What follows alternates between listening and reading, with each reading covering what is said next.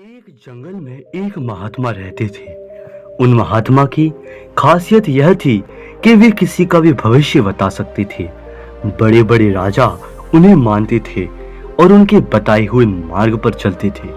उस जंगल के बीचों बीच से एक नदी गुजरती थी और उन महात्मा की कुटिया उसी नदी के किनारे पर थी। नदी के दोनों तरफ दो अलग अलग शक्तिशाली राजाओं के साम्राज्य थे। वे दोनों ही राजा उस महात्मा को बहुत मानते थे। वे दोनों जब भी कोई बड़ा कार्य करते तो उन महात्मा की सलाह लेने के लिए अवश्य आते थे। एक दिन इन दोनों राजाओं में से किसी बात पर कहा सुनी हो गई। बात इतनी बढ़ गई कि नौबत युद्ध पर आ गई। युद्ध की तारीख और समय ये दोनों तय कर दिया गया। पर जब दोनों राजाओं का नियम था कि जब भी कोई बड़ा कार्य करेंगे वे दोनों उस महात्मा की सलाह जरूर लेंगे, तो दोनों राजा महात्मा जी के पास चल दिए। पहला राजा जब उन महात्मा के पास जाता है और उनसे पूछता है कि महात्मा जी, मैंने पड़ोस के राजा के साथ युद्ध करने का निश्चय किया है और इसीलिए मैं यह जानना चाहता हूँ कि युद्ध का परिणाम किसके पक्ष में होगा। इस बात पर वे महात्मा कहते हैं कि यदि तुमने युद्ध किया तो तुम्हारी हार निश्चित है। फिर वो राजा महात्मा जी से पूछता है कि क्या जीतने का कोई भी उपाय नहीं। वे महात्मा कहते हैं कि यदि युद्ध किया तो हार निश्चित है। फिर वह राजा कहता है कि तलवार म्यान से तो निकल ही चुकी है, अब युद्ध तो टलेगा नहीं, जो होगा देखा जाएगा। फिर वो राजा उसी समय वहां से चला जाता है और अपने सेना से जी तोड़ मेहनत करने के लिए कहता है। सभी सैनिक राजा की आज्ञा मानकर तोड़ मेहनत करने के लिए लग जाते हैं।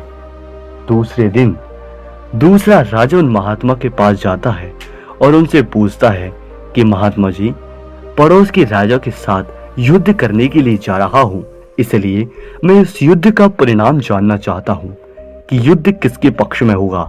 वे महात्मा कहते हैं कि निसंदेह जीत तुम्हारी है और उस राजा के पास तुम्हें हराने का कोई उपाय नहीं। उन महात्मा की बात सुन वो राजा बहुत ही ज्यादा प्रसन्न होता है और सीधा जाकर अपनी सेना को यह खुशखबरी देता है कि युद्ध में उनकी जीत पक्की होगी। युद्ध की तैयारियों में दोनों ही राजा लग जाते हैं। समय बीतता है और युद्ध का दिन आ जाता है। रणभेरियां बजाई जाती हैं और युद्ध शुरू हो जाता है। दोनों सेनाएं एक दूसरे के साथ भिड़ जाती हैं और मार काट मच जाती है। देखते ही देखते जिस पहले राजा की हार निश्चित थी वे दूसरे राजा की सेना को ढेर कर देते हैं और पहला राजा वो जो युद्ध जीत जाता है। जिसने उस महात्मा से पूछा था कि मैं युद्ध हारूंगा या जीतूंगा, और महात्मा ने कहा था कि तुम युद्ध अवश्य हारोगे, परंतु वह युद्ध जीत जाता है। युद्ध जीतने के बाद वो पहला राजा उन महात्मा के पास चला जाता है और उनसे पूछता है कि महात्मा जी, आपने तो कहा था कि मैं तो वो युद्ध हार जाऊंगा, लेकिन मैं तो युद्ध जीत गया, आपकी भविष्यवाणी गलत कैसे निकली। फिर भी महात्मा उस राजा से कहते हैं कि मैंने तो वही कहा जो तुम्हारे भाग्य में लिखा था, लेकिन तुमने अपने कर्मों से अपने भाग्य को बदल दिया। तुम्हारी जीत का भी कारण यही है कि तुम अपने भाग्य से ज्यादा अपने कर्म को आवश्यक समझते हो और उस दूसरे राजा ने अपना सब कुछ अपने भाग्य पर छोड़ दिया, इसी कारण वह युद्ध हार गया।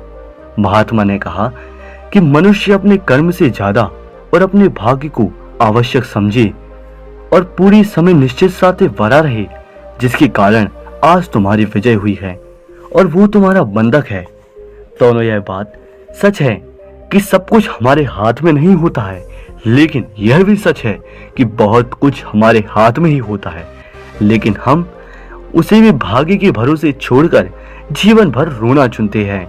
दोस्तों, लोग जानते हैं कि स्वस्थ कैसे रहा जा सकता है, लेकिन समय ना होने का बहाना बनाकर वे अपने अंदर की बीमारियां अपने अंदर ही पालते हैं और जब कोई भयंकर बीमारी बन जाती है तो वे लोग अपने भाग्य को दोष देना शुरू कर देते हैं। दोस्तों, अगर आज हम किसी समस्या में हैं तो वे सिर्फ हमारे पुराने गलत कर्मों के कारण हैं, और कल अगर हम इस समस्या से निकलेंगे तो वे सिर्फ आज के अच्छे कर्मों के कारण ही निकलेंगे। धन्यवाद। हमारी वीडियो को लाइक कीजिए और चैनल को सब्सक्राइब करना